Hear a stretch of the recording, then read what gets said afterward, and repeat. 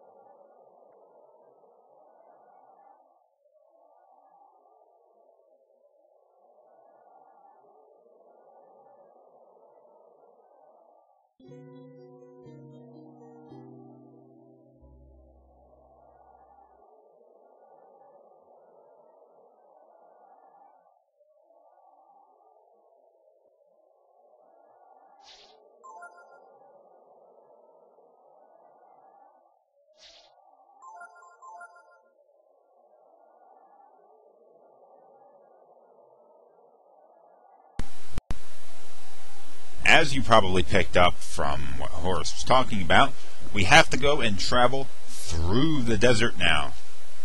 Now, it's going to be a very long journey, and if you're actually playing the game, it's probably going to take you upwards of an hour just to cross this damn desert. It's also the most frustrating portion of the game. The most irritating, difficult, and oh my god, it just... Once you know what to do, it is not a hard task, but doing it that first time will drive you out of your frickin' mind. In fact, it was so bad that first time I played through this game, I got up to this point in the Desert of Death. This was back in '97 or whatever when the game came out, and I had gotten it as a birthday present. I played through the game loving it, and then I got up to this point, and I started trying to get across the desert, but I couldn't do it. And I'll show you why in a couple of minutes, why I couldn't do it.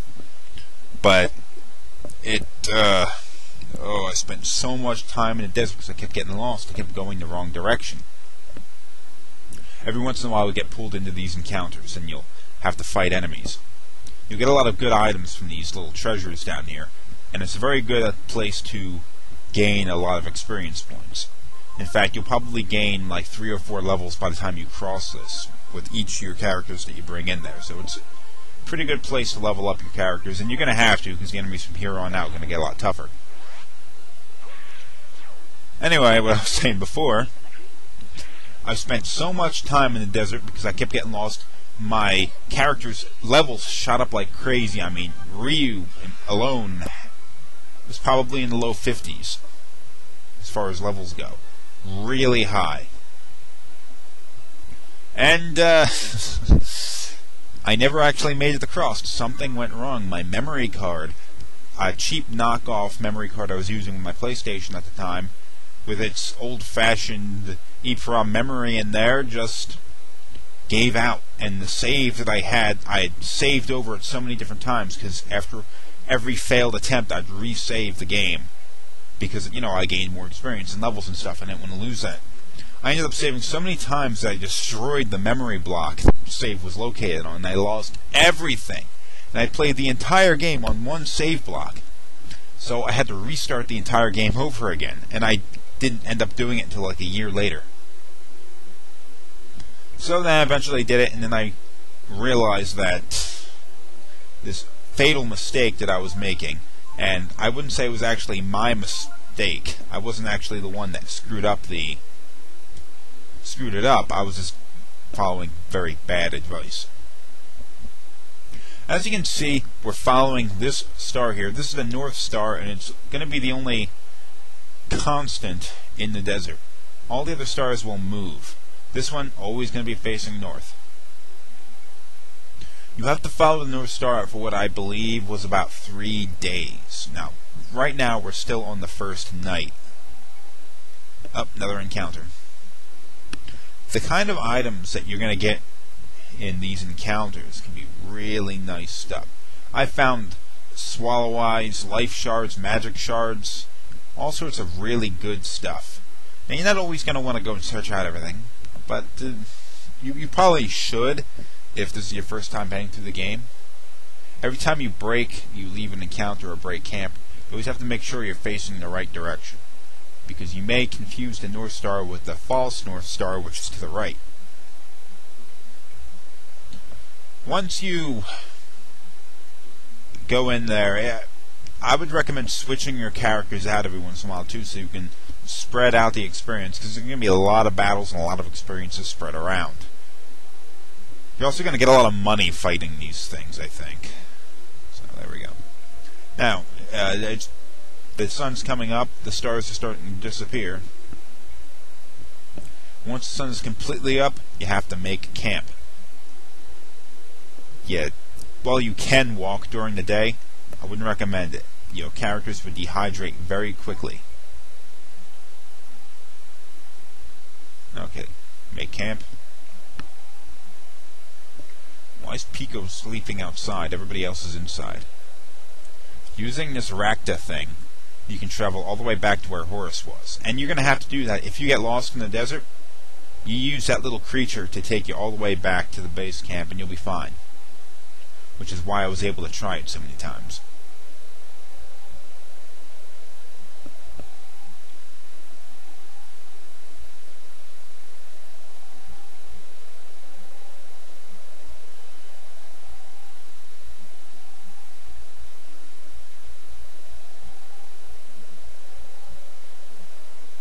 Now this is why I kept going the wrong direction. Horus wrote us a note, and we took it with us. Now what's it saying here? Head to the north. Then when you can see the evening star, which is to the west, it tells you to head west. That is wrong. You do not head west. Do not head west. I cannot emphasize that enough. Do not head west. You head east. You head east until the evening star, which appears in the west, disappears over the horizon. Once the evening star in the west disappears over the horizon, then you turn north. And it says head for 3 days. I think it's more like 2.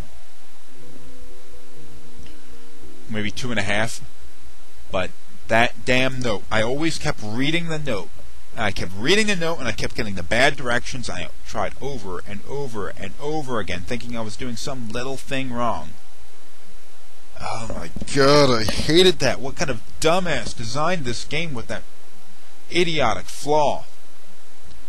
Oh my god, it's making me go insane!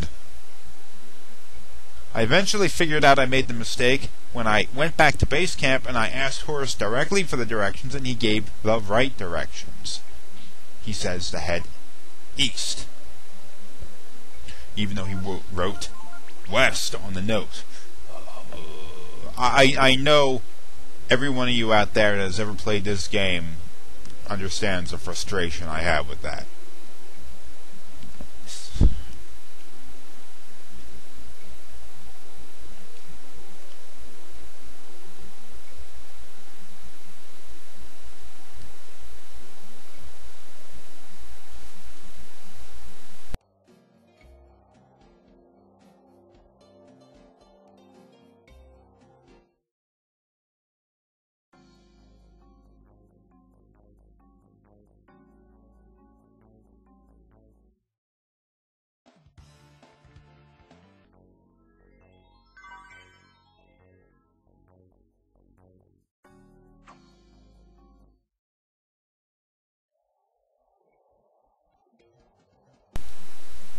Now, as originally cut, this episode was around 35 minutes long, or 33 minutes long. That's a little too long, so I sped up these desert travel parts while I was editing the video together. That way, I cut the video down from 33 minutes to around 27. These are the last types of enemies I wanted to show you. There's one more, but I don't think I actually got a chance to fight them. These guys look a lot like the Vulcans you fought in Mount Zubo, but they don't wait for you to cast fire on them. So, go to town, hit them as hard as you can, like things like Shadow Walk. Steal from them if you feel like. But they're rather tough. Also, if you want to bring Nina along through these places, it's not actually a bad idea, because a lot of the enemies that you face, not the Magmite, apparently, but a lot of the enemies you'll face in the desert have a weakness to fire, or I'm sorry, a weakness to ice. And even though it's a very long journey you have to take from one side of the desert to the other, you're going to be making camp every once in a while. So if you head directly there, you may only get into either 2 or 3 different battles between times that you make camp.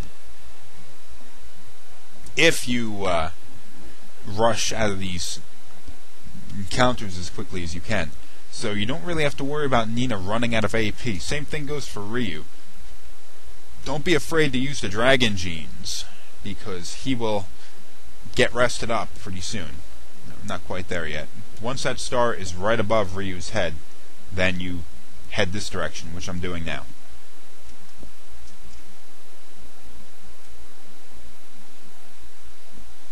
See what everyone has to say. They do change things after a while. They say different stuff.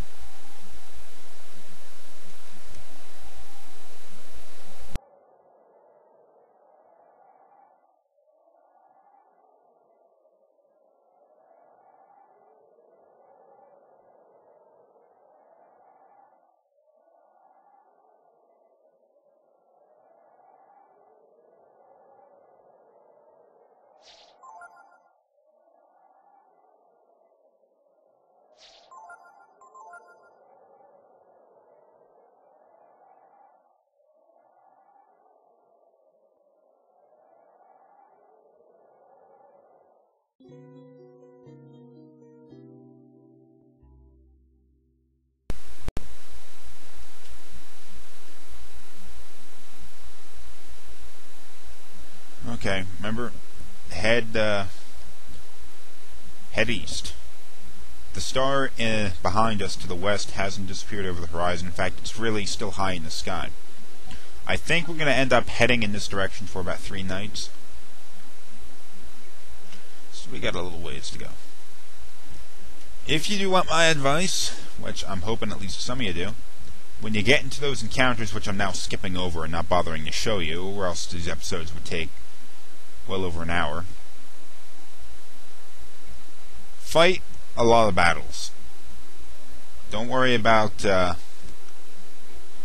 getting killed, because after a while, even though you may use Nina's magic or reuse dragon forms or something in the beginning, once your levels get high enough, you'll find that you're able to crush these enemies no problem. Which is probably what I was thinking right about this point in time when I was playing along. They're not so challenging anymore. You gain a couple of levels.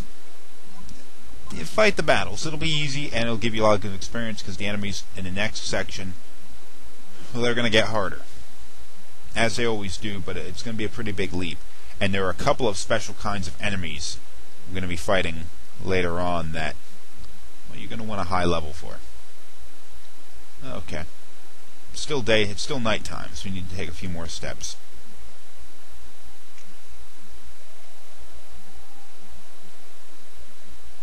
Okay, what the hell is Pico still doing outside?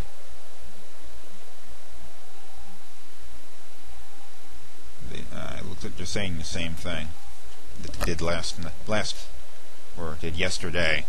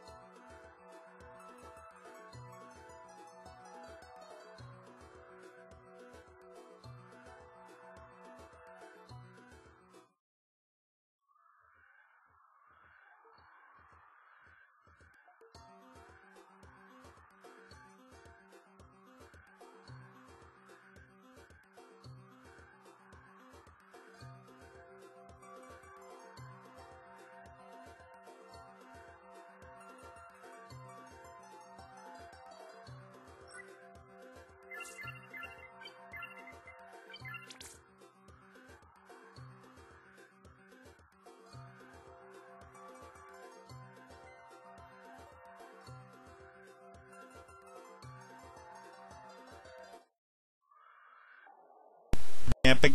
Time to make camp again.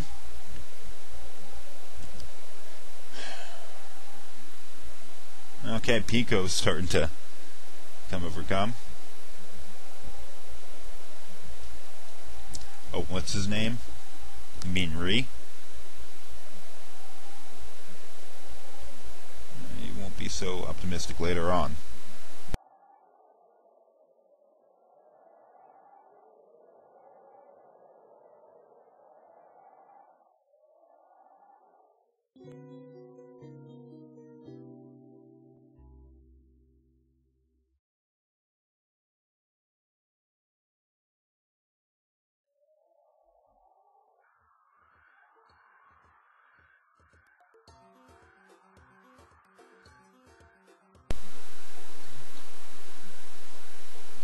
This game is a little bit weird. I mean, I mentioned that a bunch of times in earlier episodes, but I don't think it could ever really be mentioned enough how strange this game is and how it doesn't really fit into the norms of what you would generally consider to be an RPG of today. Not just by the fact that this is clearly a Japanese RPG and what most people in the West like to play nowadays is the kind of RPGs like Mass Effect or Knights of the Old Republic, that kind of thing.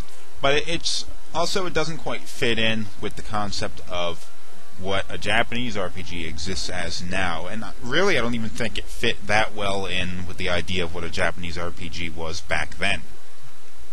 Oh look, the evening star is gone. You see that? That looks like the Oasis, but it's not. That's a mirage. Don't go to it.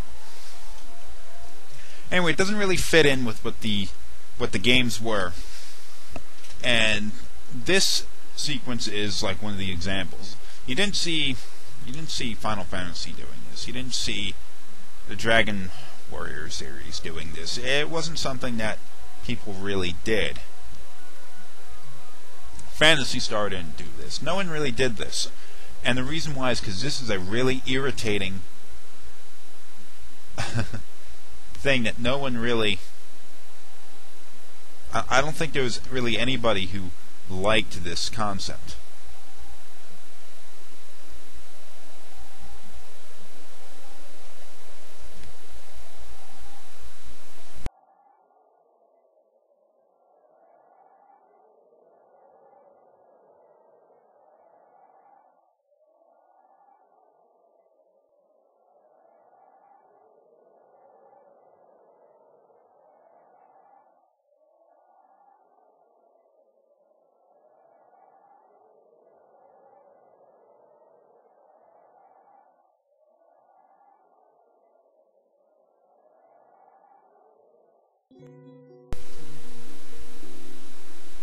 Only because this whole concept here is so easy to misinterpret. It's long, it's slow, it is infuriating, basically. I mean, how do you... if I were building a game, if someone recommended that I put this sequence in there, I would lose my damn mind and say, hell no. But there's other things about this game. Its story is a lot simpler than its contemporaries, like it's 2007, so that would put it in line with, I say, Final Fantasy VIII. Final Fantasy VIII was a much bigger game. It was longer game, I believe. It also had deeper characters. Not that I should be lining this up with every RPG out there. Actually, you know what? Final Fantasy VIII was 2009, wasn't it? Or 1999. Oh, I'm screwing my dates up. This was 97, that would put it in line with Final Fantasy VII. There we go. Same thing, though. Much deeper characters, much deeper story. And it's the kind of things that people learn to want. This, not to say it's really a bad story, and it is rather goofy, and it does, it takes itself aside every once in a while, even though with how goofy the game usually is, takes itself aside once in a while and gets serious. It doesn't just keep running around with its craziness all the time. It sits down every once in a while and acts serious, unlike the game Earthbound, which is just retarded from beginning to end. What the hell are they doing outside? Don't they realize it's hot out there and the sun? Even Pico learned to go inside. No one asked you to come.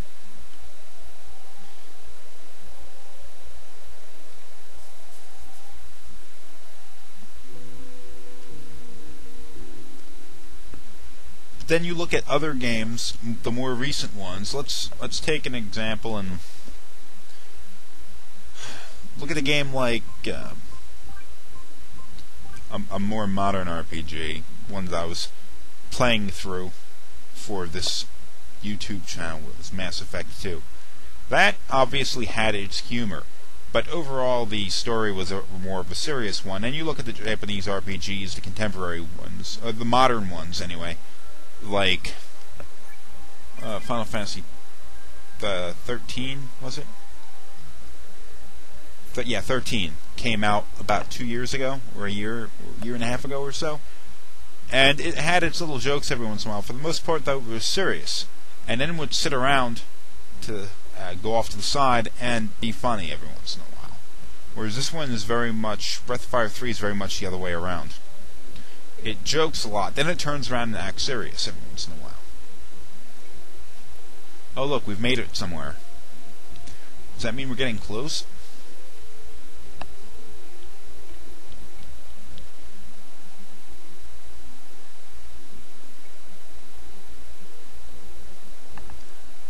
The ground is flat as the ground is as flat as a pancake. What the hell makes you think that hill is a natural occurrence? Uh-oh, something bad happening. Why does it always have to be some freaky-ass monster? Alright, let's do this. This monster can be a tough bugger. So I'm going to go and pull out one of my more powerful dragon forms. I've probably shown this one to you before. Once you get the Radiance gene, you probably have all the genes necessary to cast this one. Oh yeah, look at this freak. Very tough one. Doom Breath, damage altered by HP, meaning the more HP you have, the more damage it does.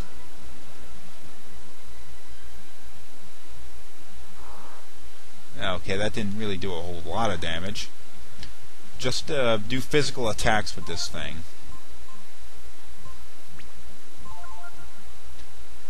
Gonna get quite a bit of damage in.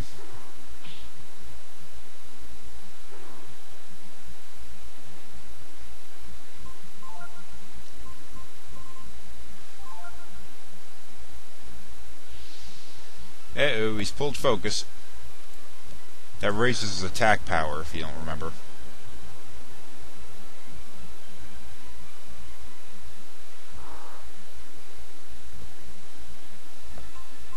Irritating thing about this boss is you may not always see it coming. So you may have gone and like burnt away all of your AP, or gone into this fight with low HP on your characters or something like that, without realizing that you're going to have such a difficult battle up ahead.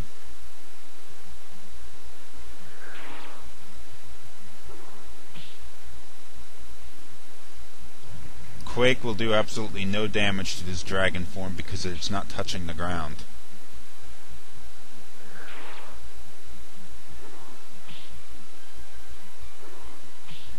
And his physical attacks don't do enough damage to really worry you. And he's down. See that? That was easy, wasn't it?